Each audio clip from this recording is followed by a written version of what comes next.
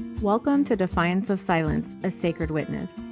This is a space for survivors, healers, and witnesses to share their truth. Here we stand against the silence that isolates us and embrace the silence that allows us to be truly heard. I'm Valerie, your host, a U.S. Army veteran, nurse, and a survivor. Together, we will discover the power of being witnessed and the healing that follows. A gentle note, though, this podcast includes conversations about sexual trauma and abuse. Please listen with care and honor your own well-being. Thank you for being here to witness today's conversation. Hi, everybody. Welcome. I want to introduce you to my dear friend, Jeanine. You're in for a treat. I'm already like tearing up because she's so special.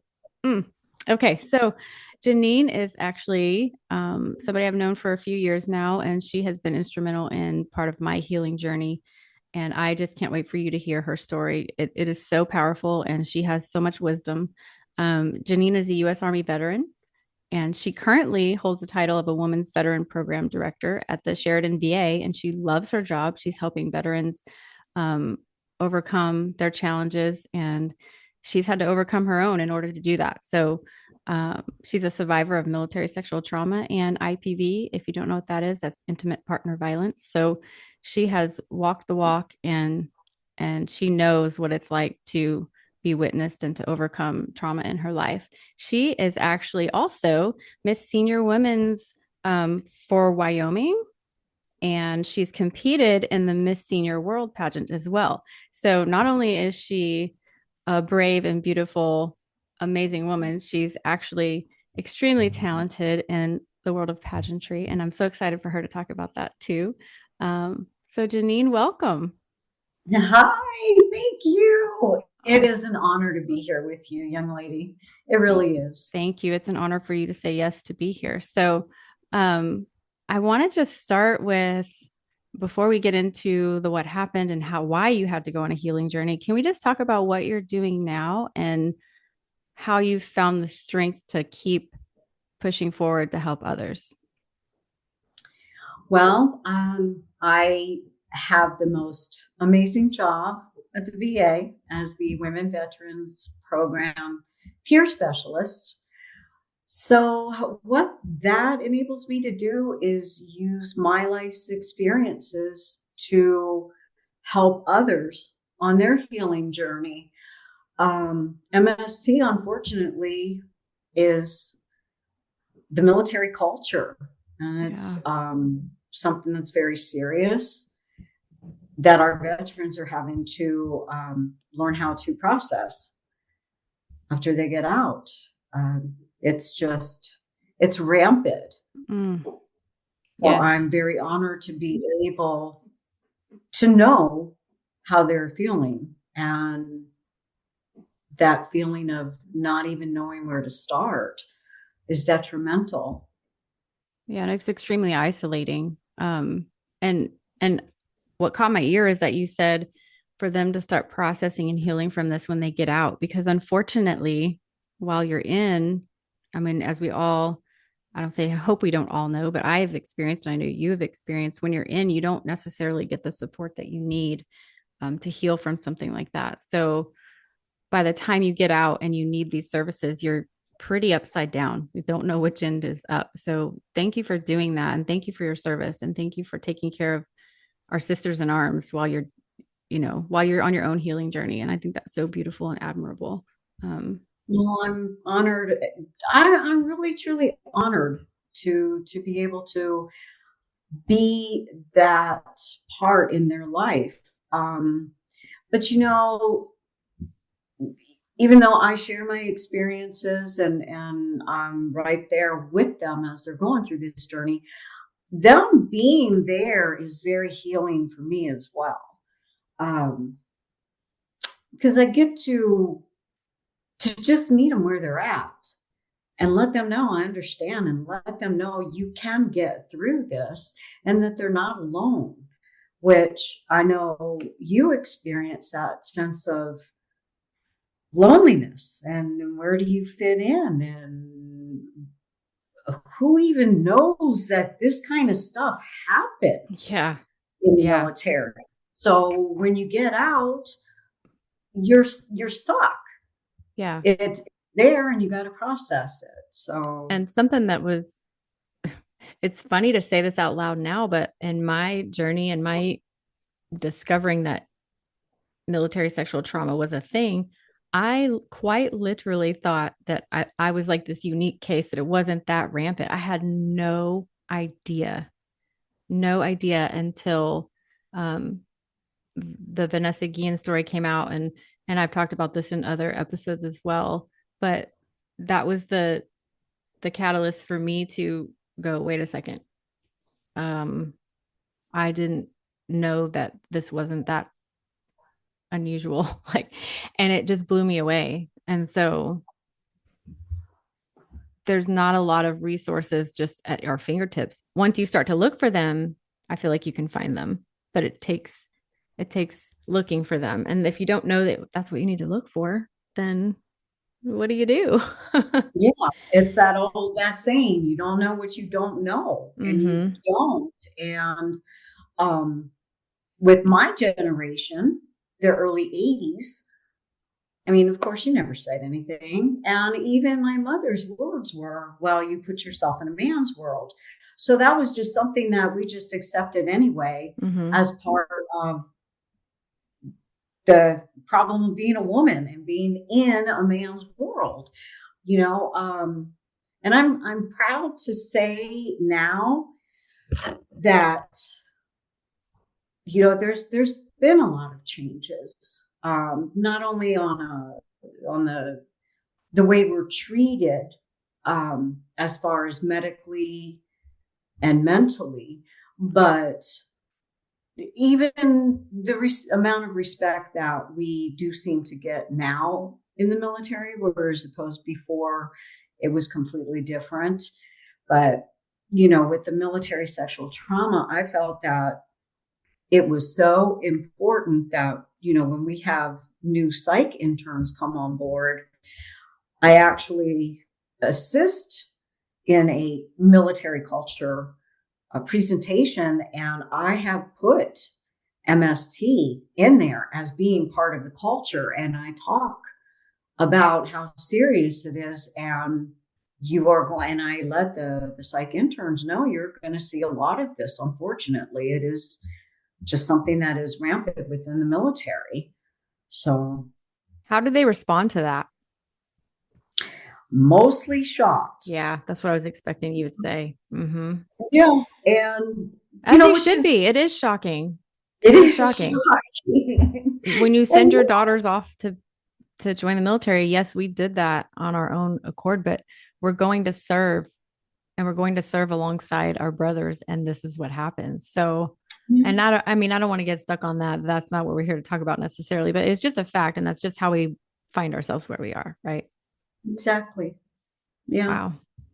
So, can you shed some light on how you ended up doing pageants and how this came to be for you? Because it's such an amazing thing, and I got the privilege of seeing you compete in the world. I watched you online, but I just was Oh, stalking you like, there she is. I'm so excited, and we were all texting about you like, look at her go, just I'm just so oh, inspired. And can you talk about how that came to be? And obviously when you do pageants, I mean, I don't know a whole lot about it, but you do have sort of a platform that you're bringing to light. So tell me about your platform that you bring to light through your pageants, and how that all came to be.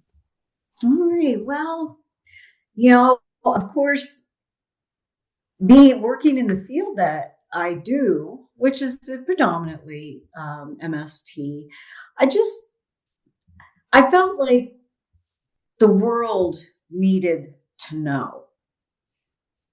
And I don't know, to be quite honest, I actually think it was my ex-husband that sent me the information for that senior pageant. I really do. Interesting. Isn't that? But he always called me his army princess. So quite honestly, I think it was him who sent me that information. And, you know, being a senior woman and realizing just how much how much negativity I had subjected myself too, through all those years of being afraid to show the woman that I was, constantly covering up. I don't wear makeup. I do nothing to enhance my appearance. I thought, well, wow, this would be pretty cool to do something like that where I have to force myself to take care of myself and look attractive, which is intimidating. Sure. It really is to draw attention to yourself. So I actually had, talked to Stephanie about it. You know who Stephanie is. Yes. For those of you that don't know, she is the leader of the Pink Berets, and she is very much a fashionista queen, and she's beautiful, Yes, and she knows yes, about these she things. is. I know she is that for sure. But she thought it was a neat idea. And I said, well, my platform is definitely going to be MST and mental health and how it impacts us, especially, when you're dealing with your more senior veterans. So that was, and I don't ever say I was competing. Okay. I said that I participated. You know why? I think with that thought of competing, I couldn't compete with those ladies. Those ladies have been doing that for forever. Do you know most of them? And here I am, just a veteran. There's no just a veteran, but I see what you're I saying. know, no, just yeah, but you know what I mean? I'm a veteran and Yeah. I'm stepping into a world that I don't know. I'm stepping into a world of women that they had no they weren't shy about being pretty, whereas military women, we always had to just knock ourselves down. Mm-hmm. It was almost shameful to be attractive, which is horrible because there's a bunch of beautiful veterans out there, Yep. Yep. So that in itself was a challenge, to put myself in that world.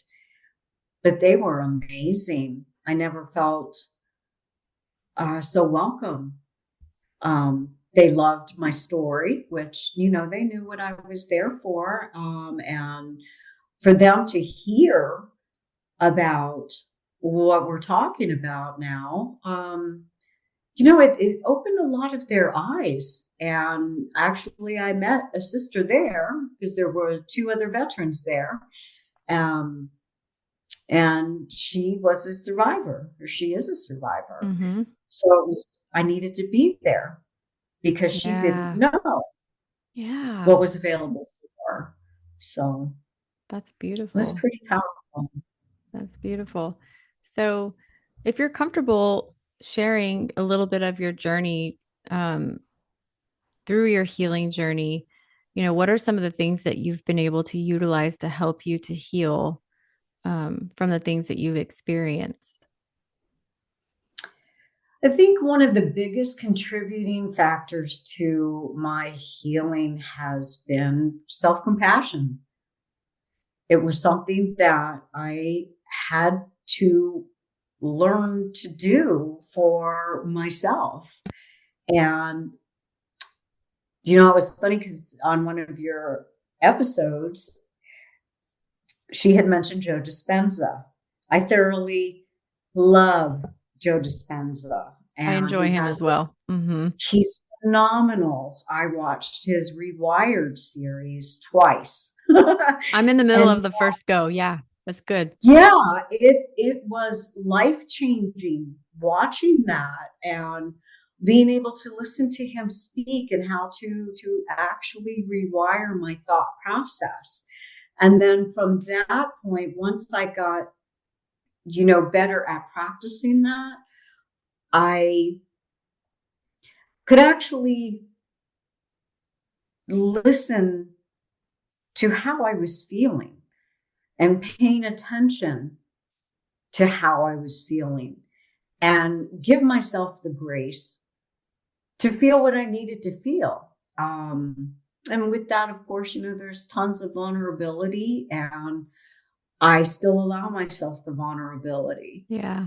It's important. That was one of the biggest things, contributing factors. And I think that's why I love to teach it to our residents. Yeah. Yeah, Yeah. because it's so powerful for them. Yeah.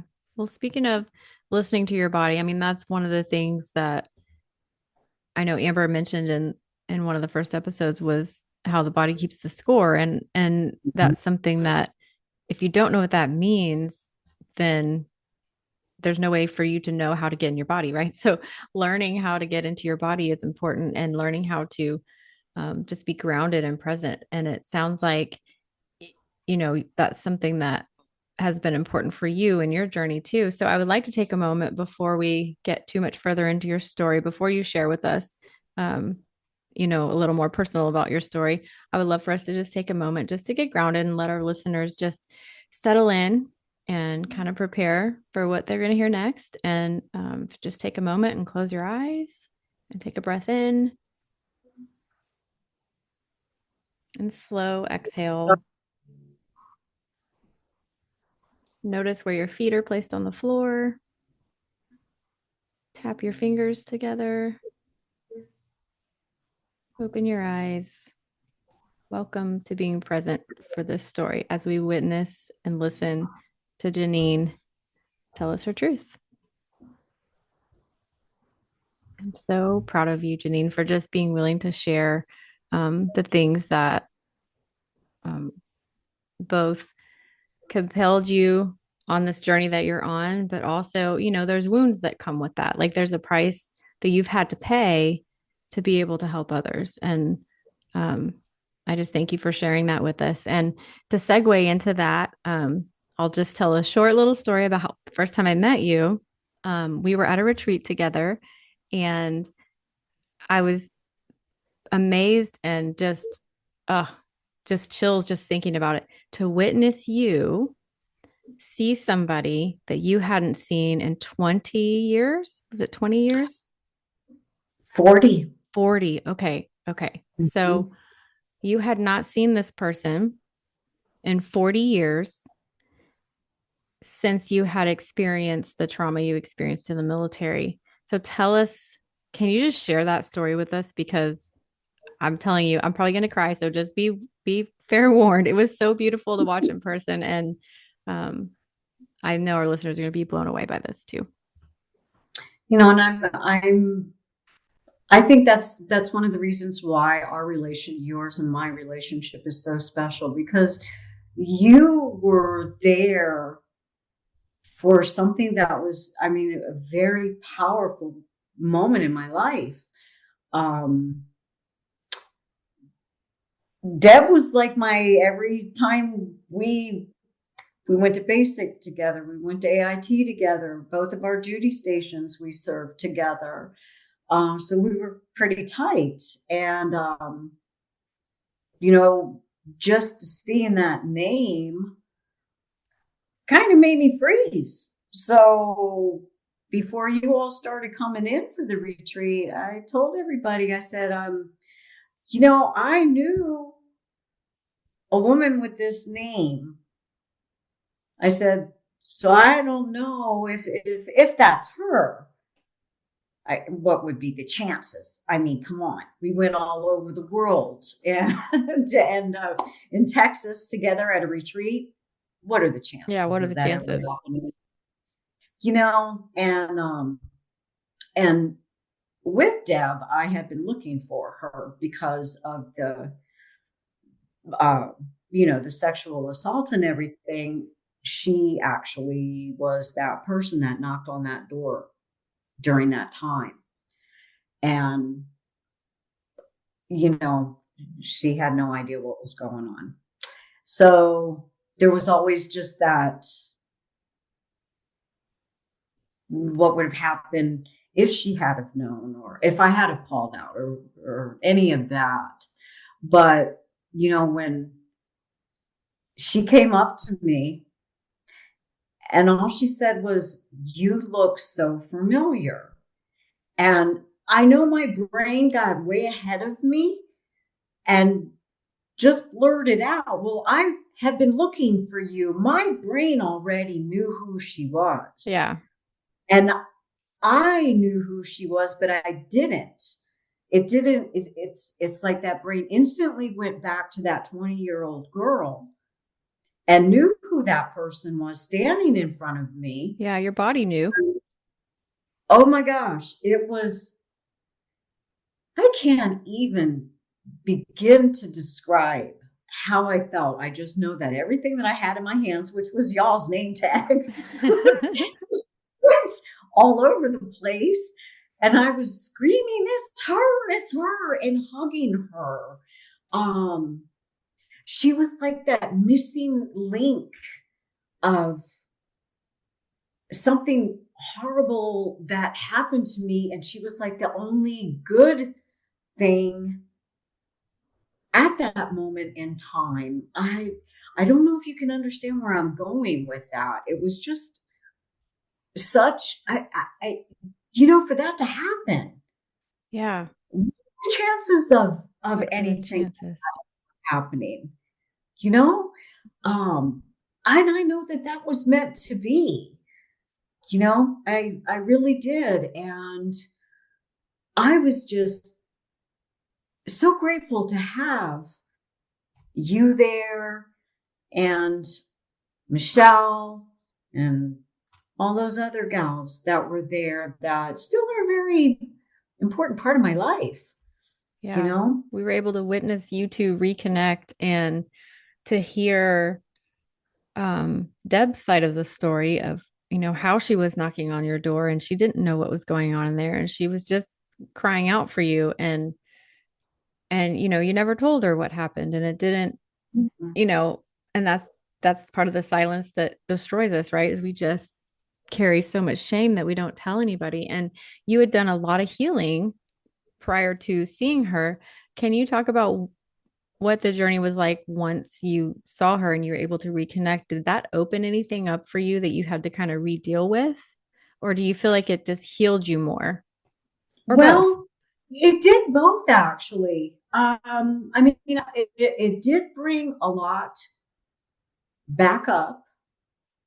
Um, but I think being able to have her there and y'all there and being able to talk about that, that was very healing for me. I mean, I know I cried a Oh lot yeah. at that We were retreat. all crying for you. Yeah. Yeah.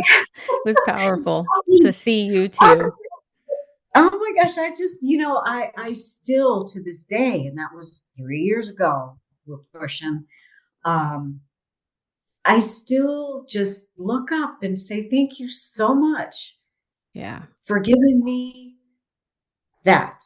Um, because you just, you don't ever get that complete closure. You don't ever get the opportunity to confront that person, so any part that you can have from that moment in time.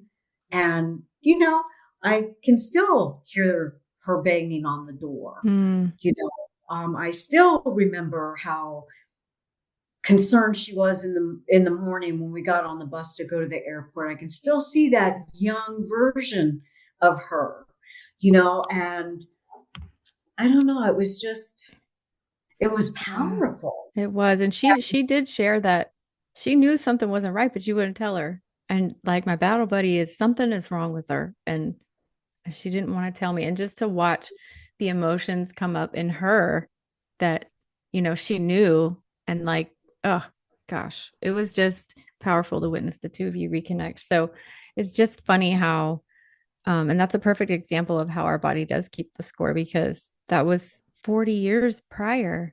And Hmm. you immediately knew when she was there that, I mean, your body was like, this is familiar.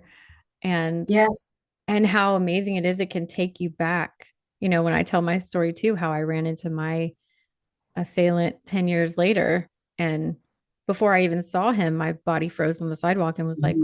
what is going on here? And that's probably the first time I ever noticed that my body could do something like that. I don't think I've ever been like cognitively aware that your body could do that. And since then, growing and learning, especially the last few years, and like you mentioned before, like you learn to listen to your body, and it takes a lot of hard work to do that. You have to, you kind of feel like a crazy person sometimes, like what is going on? How come I don't feel anything? But then when you start to feel, you're like, what is happening? Am I going backwards? Am I going backwards in my healing journey? Can you talk about, from your perspective, and especially what you see in veterans as you serve them and in your own journey, um, what it feels like when something does come up, and speak to, it's not regression, it's still forward progress, but it feels like going backwards sometimes. Do you understand what I'm asking? I don't know if I said that right. I do. And, because, well, both of us are working in fields that are, it can be triggering. It's very sad at times when I work with the veteran and I see just how far they've gone down that rabbit hole. Yeah. You know, and then there's that moment of silence where I'm silent, and then I feel a little bit of depression, and then I get that gratefulness of, oh my gosh, I'm so lucky I did not go that far. Mm-hmm. Whoever I had around to keep me from going that far, thank you. You know, it's, I think what I value the most probably about what I do and what you do, um, is we're assigning hope. Yeah. We give them hope, you know, Yeah. and hope is something. If we can give anybody a little bit of light and say, hey, we did it. You can too. Mm-hmm. That in itself is powerful. It might take them multiple times, but our work is never done. You know, we catch ourselves, and yes, we do stumble a little bit backwards, but with all the skills and the tools and therapy, we learn when we're being affected by something. And Mm-hmm. I do this acronym. It's SELF, and it's my short abbreviation for teaching self-compassion. It's silence the noise, um, evaluate, which means I will do a quick body scan and Mm-hmm. check, what am I feeling right at this moment? Listen to what my body's telling me and feel. I love that. Feel what I'm supposed to be feeling Yeah. and move forward. So that's my little quick micro burst of Yeah. That's really amazing. So you said silence, evaluate, silence, evaluate, listen, and feel. listen, and feel. Man, that's perfect. Isn't That's, it though? yeah, I it was really is. I thinking, mean, that's what you do. Sometimes my brain gets scrambled and I'm like, wait, stop, drop, and roll. Wait, no. Like, what am I supposed to do right now? When you're like, okay, I'm panicking. Hold on, wait. I'm not stop, dropping, and roll. That's not for this. Like, which yeah, fight or flight is I this? hear you. So, But I mean, you look at it, everything that you know, people that are walking this journey, think of how much we've been through. Um, and that's always something I like to point out is the amount of strength that it takes to get through it. yeah. You know, and even the whole self-compassion thing, self-compassion. I tell my peeps that I work with, I said, self-compassion's work. It's way easier to get Man, it up in the is. morning and Mm-hmm. be angry at everything and say, to hell with this. I don't feel like doing this. That's easy. It takes nothing. What Mm-hmm. takes work or what's hard is putting the work into yourself and say, no, I don't want to feel this way.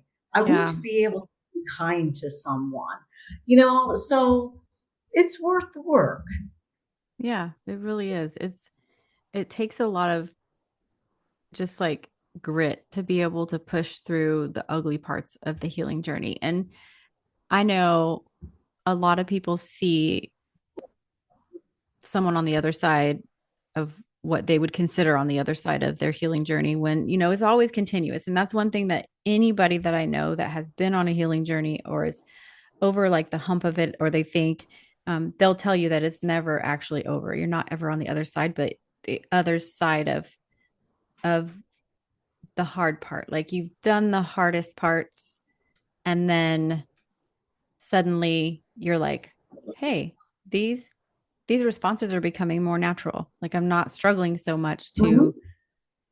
be present for myself. And then you realize, oh, okay, um, I did self today. I did stop and evaluate and listen and feel something. Like, so those little like glimmers, like the triggers turn into glimmers, and you start to see like things being more hopeful. But when you're sitting in the thick of it, like I was when I first met you, um, and I remember you taking me by the shoulders and saying, let's go for a walk. And I was like, I do not want to go walk with this lady. She's nice, but I don't want to talk about this crap. And I was just like, and it wasn't in a bad way. Like I was, you know, happy that you wanted to include me and talk to me. And the reason I'm saying this is because I was seeing all of you that seemed to be in this like beautiful part of your journey. And I was just like at the bottom of the bottom and couldn't even admit to anybody that I had been feeling suicidal. Like I wouldn't even admit it at that point still. I wasn't even going to be open about that. And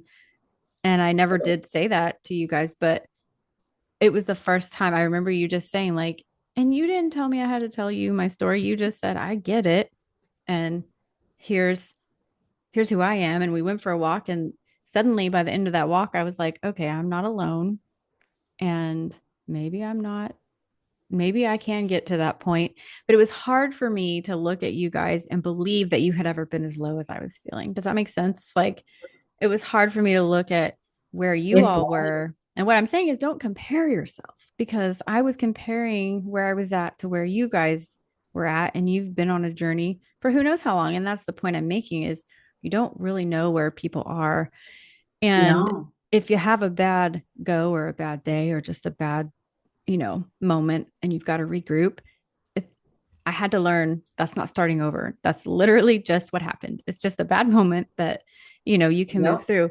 But it was hard for me to believe that I could ever be on the other side of that desperation, that feeling. And I would cry Hmm. out to God, like, why is this taking so long? And then I would meet someone like you or somebody else that could just give me a little piece of their journey. And then I'm like, okay, I can do this. Like one thing at a time, Valerie, one thing at a time. Just be present and figuring out how to be present. Like all of these things are coming at you at once. Like once the door busts open to a healing journey, you're like fire hose right in your face. Like I don't know which parts of this I can do because it's too much at once. So you have to start small. And for Hmm. me that day, it was starting small enough to put the armor down and say like I don't have to be strong for everybody. I can just be myself here. And like so thank you for that. Like you gave me that chance to really be myself and then realize like it was a scary thing because I didn't actually know who I was. That was when I had the realization like I don't actually know who I am, but I was seeing all Hmm. these powerful amazing women who had been through hell because I heard y'all stories and sitting around that fire going like my whole body was shaking and I just was like I don't know what's happening to me. I don't know what's happening to me. And it was just my nervous system coming alive going okay, this is for you to start taking steps to heal. So Yeah. part of that journey you're part of, and it's just so beautiful because you've done that for so many, and that's why I really wanted you to come on and just share some pieces of your heart. So what are some things in your daily practice that help you to continue on your healing journey? I think right now a lot of it is that I have the opportunity to find different ways for our healing. So that drives me. And I have the support. I have a boss that just, I'll throw an idea at her as long as I'm not in a squirrel mode where she has to tell me to hone in. Yeah. But, it's been having my work has definitely been, that part that keeps me grounded most of the time. I do have my moments, because no matter what, the reality of life comes in. But I still have work to do, and I definitely won't hide that because we're never perfect. Yeah. We're We not don't know supposed to what we be. don't know what perfect is. Mm-mm. Nope. So, That's really yeah. beautiful. Um, so part of your job, part of my job, part of a lot of the listeners' jobs, and when I say job, I mean job as like career job and also as humans, like we witness other people's stuff. And sometimes Mhm. we don't actually know that we're going to witness it. Sometimes we run across something we weren't expecting to see or hear, especially with the media and things that are on TV these days. You don't ever know what you're going to see when you turn it on. So sometimes you're witnessing something you weren't even intending to hold space for. So Mhm. I know for me, it's been imperative to have a practice of letting go of things that aren't mine to carry. Yeah. And so how do you do that? So when you say have a difficult group meeting and you're running these support groups and things like that, when you hear something that's difficult and you've noticed that you've taken on or held space for something that was hard, how do you release that? What's your personal practice? I end up a lot of times I'll just pay attention to my breathing. I will purposely focus on breathing. Mm-hmm. My favorite is still the one nostril Yes. rotation. Yeah. Um, and then I think of where they are at in their journey. And I can always remember understanding, or I can remember how I felt. And then I'll remember, okay, they're going to get through this, and it's for them to get through. It's Mm-hmm. not for me to get through. I've already been through. So it is hard sometimes to pull yourself out of their feelings Mm-hmm. because we already have that experience of knowing. But I also think that's where our compassion comes in and our Yeah. empathy, you know, but it still takes work to pull ourselves away and not make it ours. Yeah. Um, I don't know if you ever find a way of perfecting that. Let me know. Girl, I think we are all figuring it out. And I feel like it changes for me depending on the situation. Yesterday I had a tough day at work. I had to go see a patient that it was a tough story. It's a tough story to hear, it's a tough story to process. And I had an hour plus drive home and it's hot in Texas right now. So it was 90 something degrees, but I was like, I just need to sweat this out. Yeah. Like, so I put the windows down and Mhm. I made sure that I was deep breathing and blowing it out as hard as I can and imagining it going out that window and just leaving it behind because it wasn't for me to take home, you know. Yeah. Um, but I don't know that there's always like a magic button that does it because I still woke up this morning thinking about that person and I just said a prayer for her and I had to let it go. So I think there's no one way that works for everyone. I love asking this question on the end of the show because I want to hear everybody's process because it's a little bit different. And you heard Amber's, she said she goes to the bathroom every day and that's how she thinks of it. And I'm not joking. Since I heard her say that, every time I go to the bathroom, I'm like, well, this is definitely an opportunity to let something go.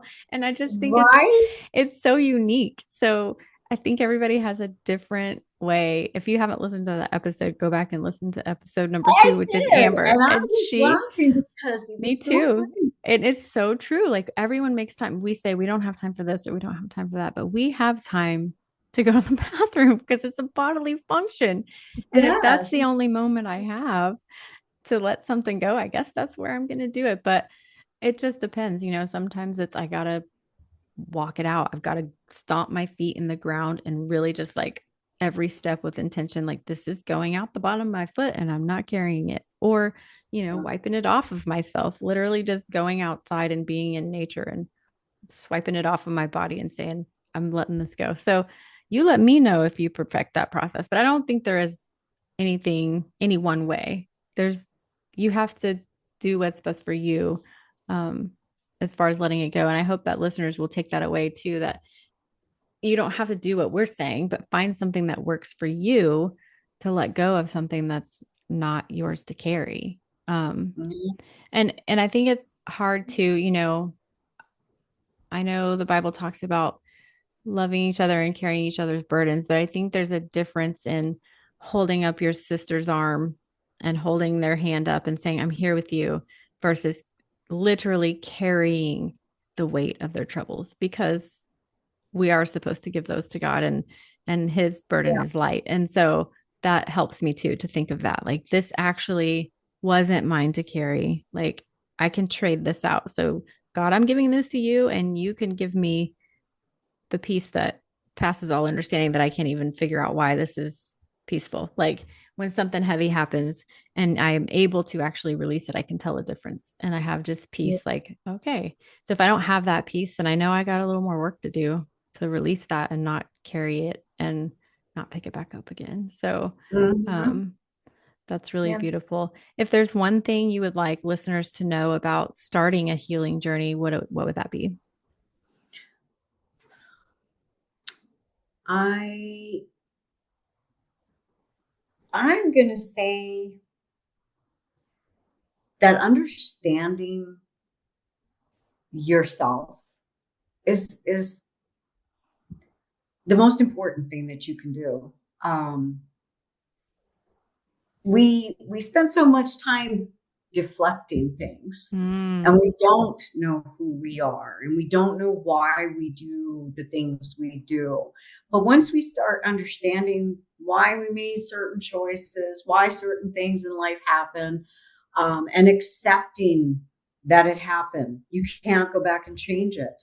yep. um, that allows for the healing and the trust and the vulnerability to come in and start its magic. But Yeah. until you stop, you've got to stop being the victim. You're the survivor. Now it's time to start working on thriving. So just being done with all those things that have hurt you and saying, Yeah. okay, let's move from this, Mm-hmm. That's or powerful. else And it will definitely rob you of your life. yeah, it So, robs us of our love and vitality and our creative self-expression, all those things, when we're caught up in victimhood. And I know I've been there. I know you've been there. I mean, yeah, and it's not to say that those things that happened to us weren't valid or weren't, that they weren't bad. They were, but it can no yeah. longer define you. And I think what's so beautiful too, I've been noticing as I've been recording these episodes and talking with different people, is nobody's come on and saying, poor me, this happened to me. And nobody has had to give a bunch of details. There's things like that that aren't necessary because it doesn't define them anymore. So it's like, this is what Mhm. happened and this is where I am now. And here's the messy road in between, but it doesn't define me. And so I think that's what's so powerful about your story, about, um, hopefully listeners are hearing this and going, if she can do it, I can do it. And that's Yeah, the message of hope that you're talking about. So I really appreciate you sharing your heart with me today and with our listeners. And I just, I feel so warm just being near you, no, even though it is through a Zoom screen, but I can still see you. And so I well, just feel very honored and blessed that you were here. And thank you so much for loving me we've enough had to, so many special moments yes, together. I yes, mean, we have. we really truly have, you We have. know. And I mean that I think that's one of the biggest magical things about, finding other Your survivors. people. And Yeah. yes, that's right. You're our tribe, and we can be proud of that. there's no shame. We're beautiful, amazing women Yep. and strong, Yep. and we're here to help. And we're definitely stronger together. So thank you Yep. for that. Before we go, listeners, we'll just take a moment to just pause and reflect on the story that we heard today. And I just want to remind you that you are not meant to carry any of this on your own. I just invite you to release that, take a deep breath, blow it out, open palms, push them up in the air, let it go. You did it. Thank you for being here today. Jeanine, you are such a gift. Thank you. You are a gift too, girl. Love you. Love Thank you. you. Thank you for being a sacred witness for today's episode. If this conversation has brought up difficult feelings, please remember to take care of yourself in whatever way you need. Healing is not a straight line, and you do not have to walk this alone, okay? So if you need additional support, please reach out to a trusted friend, a professional, or a resource in your community. There's resources listed in the show notes as well.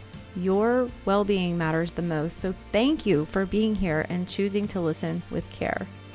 Until next time, remember that you are loved and worthy of being witnessed.